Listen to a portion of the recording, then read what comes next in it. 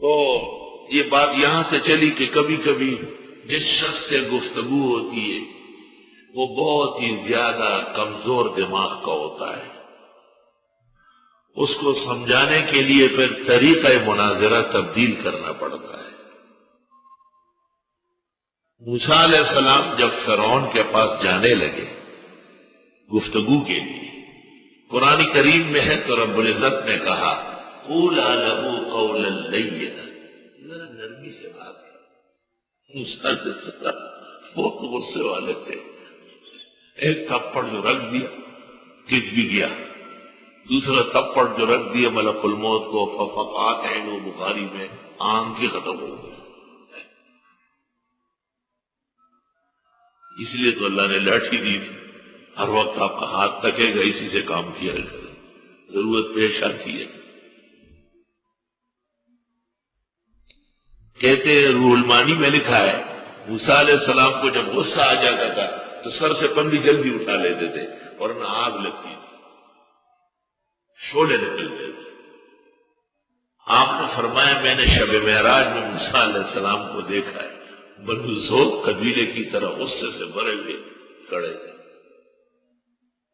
اب بھی جو ہے نا غصے کا تناؤ حضرت میں موجود ہے، اور آپ نے کہا ایک آدمی زور زور سے ساتویں آسمان میں بول رہا تھا، کہ میں نے کہا یہ کون ہے، کیا کر رہا ہے؟ جبریل نے کہا موسیٰ ہے، کسی بات پر اللہ تعالیٰ سے باتیں کر رہا ہے۔ کہ اس طرح کہ ان ربہ یعرف حدتہ، اللہ کو پتا ہے کہ یہ بندہ ذرا گرم مزاج ہے۔ موسیٰ علیہ السلام اس لیے ان کا معجزہ تھا غصہ، کیوں؟ اسرائیلی قوم دیکھو تو صحیح کیا کیا کر رہی، ان کے لیے صوفی سے نبی کام کا نہیں ہوتا، خوب ضرور پیغمبر راکب خلوان، وہ گئے کتاب لینے اور یہ سامری کے بچڑے کا پوجا کرنے لگے۔ کبھی کیا کہتے کبھی کیا، موسیٰ علیہ السلام کو اتنی تکلیفیں دی ہمارے پیغمبر، جب موسیٰ علیہ السلام کی تکلیفیں یاد کر کے آپ دیدہ ہو جاتے، آنکھوں میں آنسو آ جاتے، اور جب آپ پریشان ہو جاتے فرماتے کوئی بات نہیں، ان موسیٰ اوذی فی اللہ اذی کثیرا، موسیٰ علیہ السلام کو تو مجھ سے بھی زیادہ تکلیفیں دی۔ اپنی تسلی آپ ان جملوں سے فرماتے، اللہم صل وسلم علیہ۔ تو یہ ایسا کمکل تھا نمرود کے اچھے بھلے آدمی کو مار ڈالا، اور جو مجرم تھا اس کو کہا جا مزے کر۔ قال ابراہیم، حضرت ابراہیم نے کہا فَإِنَّ اللَّهَ يَأْتِي بِالشَّمْسِ مِنَ الْمَشْرِقِ، بس بے شک اللہ تعالی لے آتے ہیں سورج کو مشرق کی طرف سے، فَأْتِ بِهَا مِنَ الْمَغْرِبِ، تو آپ لے آئے نا اس کو مغرب سے، پتہ چل جائے گا۔ فَبُهِتَ الَّذِي كَفَرَ، بس حق کا بکا رہ گیا وہ کافر۔ فَبُهِتَ، ہوش اڑ گئے، اور ترجمے کیے گئے بہت سارے، کیا کرو گے ایسا مولویوں کے ترجمے۔ وَبُهِتَ الَّذِي كَفَرَ، تب حیران رہ گیا وہ کافر۔ وَاللَّهُ لَا يَهْدِي الْقَوْمَ الظَّالِمِينَ، اور اللہ سیدھی راہ نہیں دکھاتا بے انصاف ہو۔ حضرت شیخ الہند، فَبُهِتَ الَّذِي كَفَرَ، تب حیران رہ گیا وہ کافر۔ شاہ عبد القادر، وَبُهِتَ الَّذِي كَفَرَ، فَبُهِتَ الَّذِي كَفَرَ، اس پر متحیر رہ گیا وہ کافر، اور اللہ ایسے بے جاہ راہ پر چلنے والوں کو ہدایت نہیں فرماتا۔ حکیم الامت مولانا اشرف علی،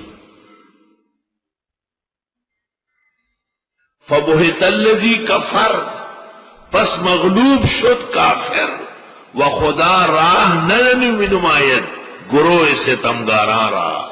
شاہ ولی اللہ فتح الرحمن،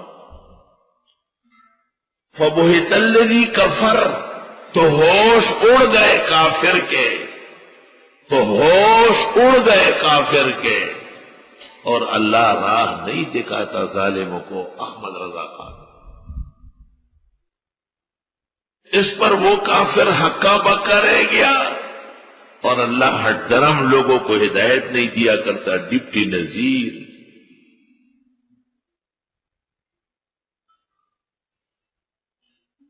پس بھوج کا ہوا وہ جو کافر تھا، پس بھوج کا ہوا وہ جو کافر تھا، بھوج کا.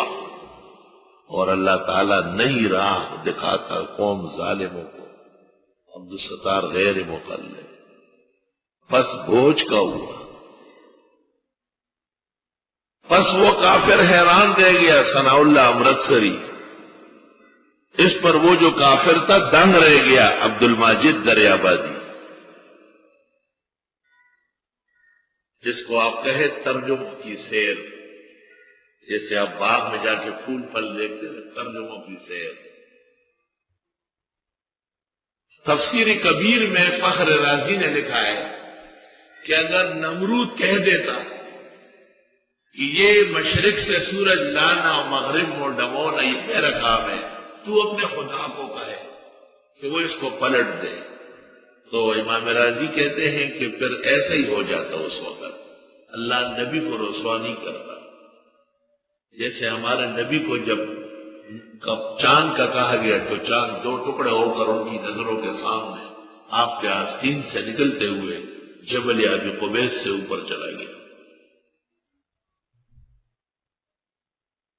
بیشتر مفسرین کہتے ہیں کہ واللہ لا یہدی القوم الظالمین کا یہ مطلب ہے کہ اتنی سمجھ اللہ بے راہ روی کرنے والوں کو دیتا ہی نہیں کہ وہ یہ سوال کرے. لا الہ الا اللہ. اللہ تعالیٰ کے فضل و کرم سے 4 مرتبہ ملاقات ہوئی.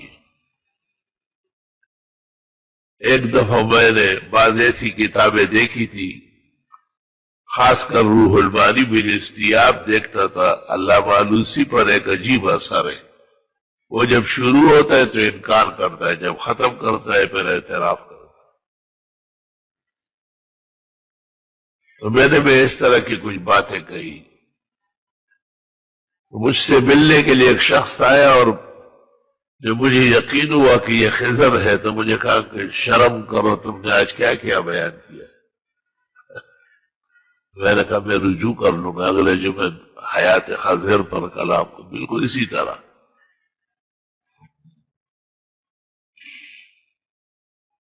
میں نے ان سے وظیفہ مانگا.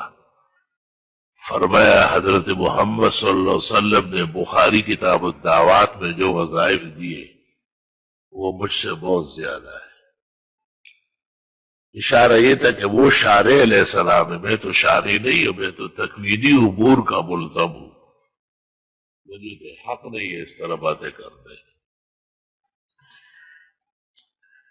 علامہ آلوسی نے یہ تسلیم کیا ہے کہ وہ نبی ہے لیکن ان کی امت نہیں ہے، اور وہ تبلیغ کے پابند نہیں ہے، وہ عجائب و غرائب کے اظہار کے مکلف ہے.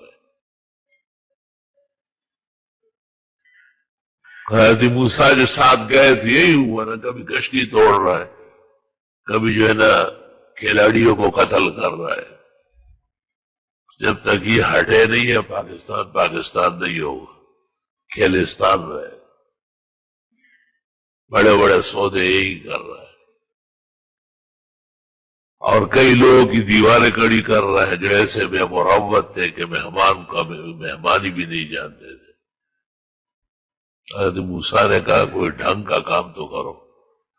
حضرت نے کہا اذا فراق و بینی ہوگا، بس اب نکلنا ہوگا.